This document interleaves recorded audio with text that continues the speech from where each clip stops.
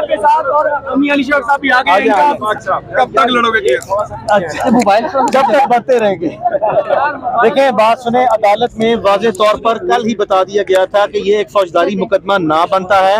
अदालत ने ये यकीन दहानी कराई थी कि ऑनरेबल जज साहब ने कि मैंने वाज़ेह तौर पर बगौर मटीरियल को देख लिया है, मैं कन्विंस्ड हूँ, लेकिन मैं फेयर अपॉर्चुनिटी ताकि प्रोसिक्यूशन को इतने बड़े मुकदमे में कोई गिला ना रह जाए कि मैंने उनको एक चांस नहीं दिया कि वो जितना ज्यादा जोर से अच्छा मुकदमा बनाना चाहते हैं वो बना लें। उनको मजीद चांस दिया गया। पहले भी वो फेल थे मेरी नजर में, उसके बाद अब अदालत की नजर में भी फेल हो गए हैं। ये एक बिल्कुल genuinely as per the law, as per the guidelines of the higher court, superior courts की रोशनी में फैसला किया गया।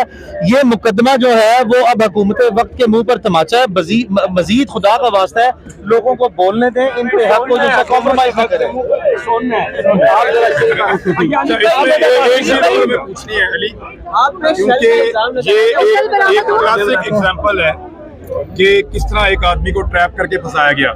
इसमें हम काउंटर करना चाहेंगे और ये डिफरेंट केस है। देखें, ये हमने सदीक जान की अरेस्ट से पहले ही हमें यकीन था, ये बहुत सा डाटा हमारे पास इकट्ठा हो चुका था और मैंने सदीक जान को एडवाइस भी दी थी कि फौरी एप्लीकेशन फाइल कर सकते हैं, लेकिन हमें पता था कि हमारे पास मजीद बहुत सा और डाटा इकट्ठा होगा कि जिस तरह इन्होंने मिस रिप्रेजेंटेशन ऑफ फैक्ट्स किया है और miss interpretation of the entire scenario video को किया है।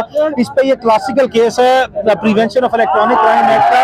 हम साइबर क्राइम में FIA की साइबर क्राइम में कल एक एप्लीकेशन जो है, जिन तमाम लोगों ने ये नैरेटिव बिल्डअप किया और जो हकायक है उनको तोड़ा मरोड़ा और जो है इस मुकदमे तक वो लेके आए, उन तमाम के खिलाफ जो है वो कल एक एप्लीकेशन FIA में देंगे ताकि अब उनकी बारी है, अब उनके खिलाफ मुकदमा दर्ज किया जाए। और इस तरह जो मसाशुदा हकायक जो है, जिसकी बुनियाद पर जो है आपको सीरियसली विक्टिमाइज किया जाता है और पॉलिटिकल एडवांटेज लिया जाता है, ये सिलसिला अब फौरी तौर पर बंद होना चाहिए। बिल्कुल मियां साहब जैसे कह रहे हैं।